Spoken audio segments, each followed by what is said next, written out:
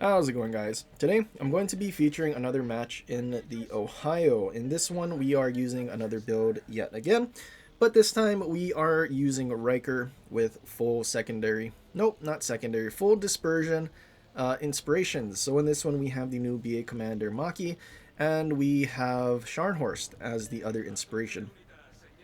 So full dispersion, I mean, we have plotting room 10%, marksman 10%, and then the two dispersion inspirations another 9%. So we're at 29% additional dispersion for an Ohio. That's already a slightly better dispersion ellipse than typical American battleship dispersion, since it does have warspite dispersion. Just simply put, using secondaries in this game just isn't nearly as useful as your main guns. And on top of that, I mean, more often than not, secondaries, it's very difficult to use. I mean, there's some ships that have effective secondaries and you can push in fairly easily just because the detection is good. For example, the tier 8 cruisers that have good secondaries, or even Schlieffen, you can sort of build for them, and also concealment, and then you'll have a pretty good secondary range in comparison to your detection. Or Atlantico, kind of the same thing. But for Ohio, that's not really possible. And I mean, trying to push in with these 127s, they don't really pen anything, and they also don't have Massachusetts dispersion. It's actually dispersion on par with Schlieffen.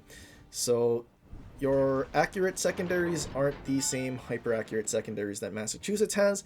That can actually do a fair bit of damage to basically every ship's superstructure. But having Schlieffen dispersion on these secondaries, I mean, it's not great and just simply not nearly as useful. And then on top of that, secondary XP being reduced in this game, like, you're just better off using your main guns and dealing all your damage that way, and basically not really pushing in.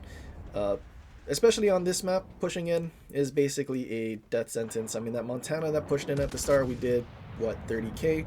Wisconsin trying to push to the flank, I mean, he did beach, which was questionable.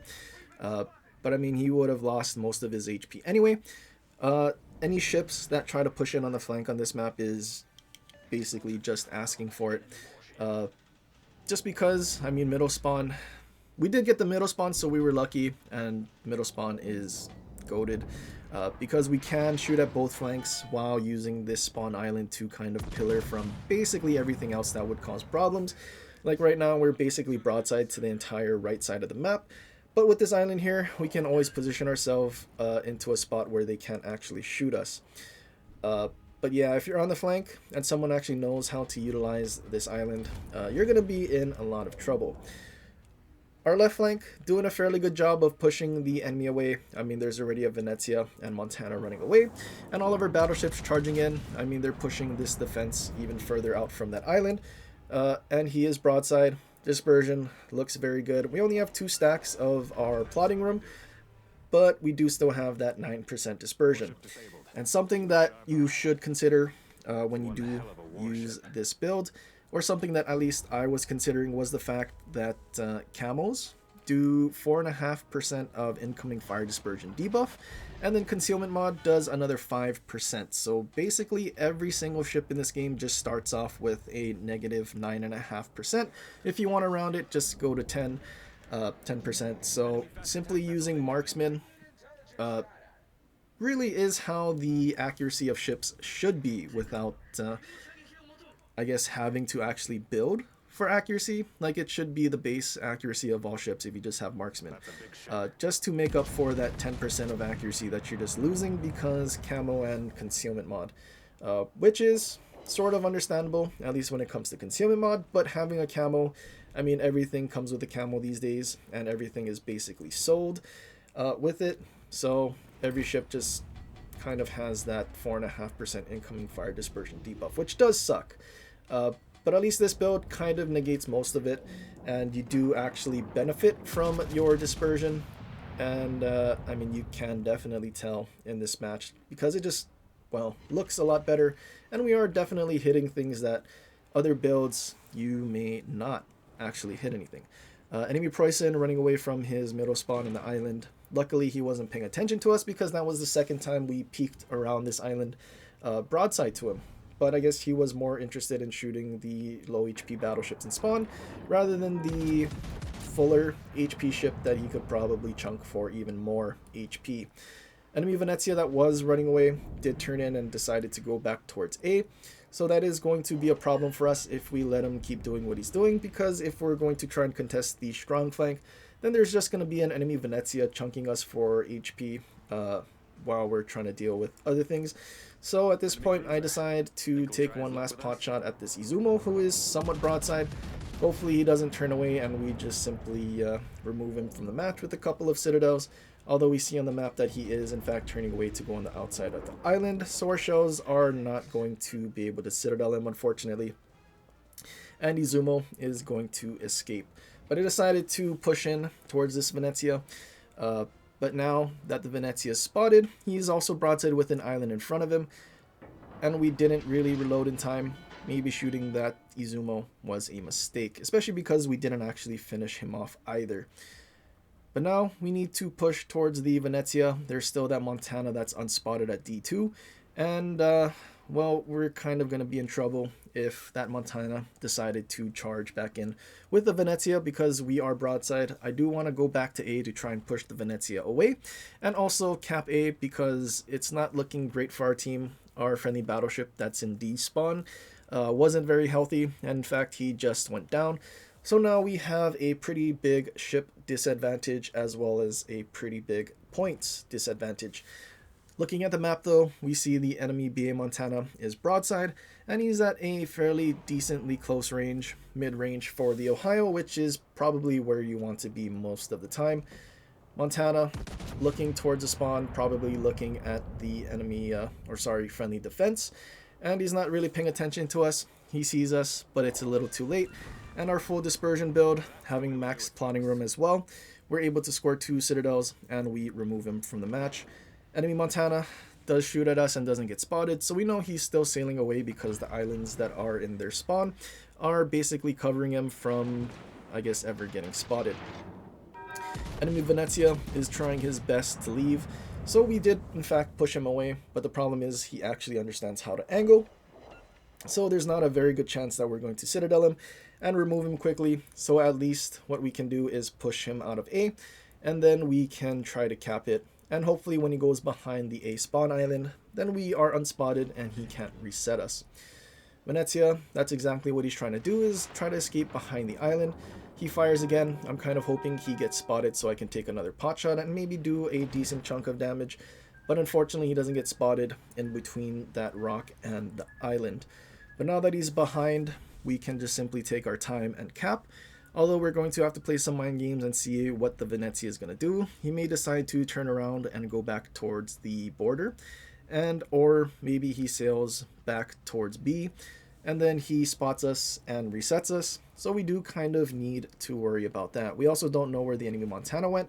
So I decided to start turning to the right to prepare to angle just in case. But fortunately, Montana gets spotted.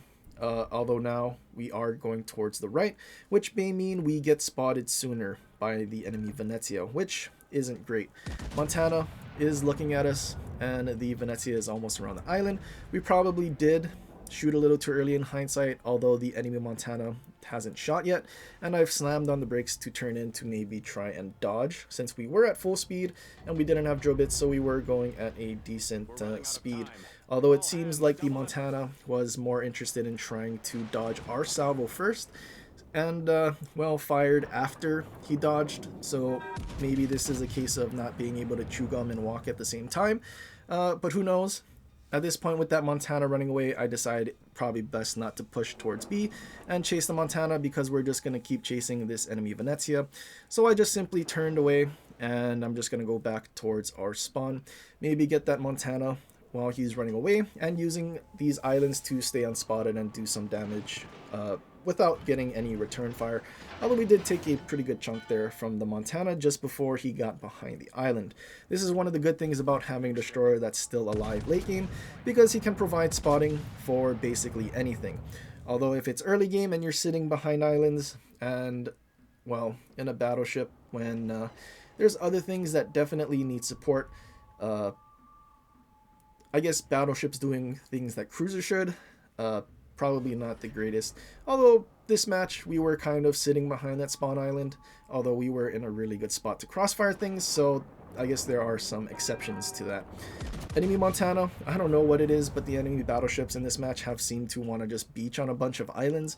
I don't know, maybe they're bots or something, but who knows. We take a pot shot with our spotter plane. Dispersion looked fairly decent. We didn't do nearly enough to him though. And now Montana is going to get a chance to take a pot shot at us. And unfortunately, there is an island stopping us from actually turning away fully. And we're just going to have to make the decision to go and beach into the island. Torpedoes show up, so I decided to not fire a full salvo at the Montana just in case he ended up dying and I didn't really need to waste the salvo because maybe it could be more useful being shot at something else and finishing them off. Although firing the full salvo, we still didn't actually finish off the enemy Montana, which is kind of unfortunate. Enemy Venezia is still alive. Izumo goes down to our friendly defense, and Montana gets off another shot. Montana, though, I don't know, he didn't reverse far enough and he's not going to be able to get away from the island, though, I suppose. Dispersion looks kind of funny, though. I don't know what it is. Maybe lock on bug or something, but we're able to finish him off with 2 overpens. And at this point, we've actually flipped the match into a ship lead as well as a points lead. So I think going back and getting A was definitely important.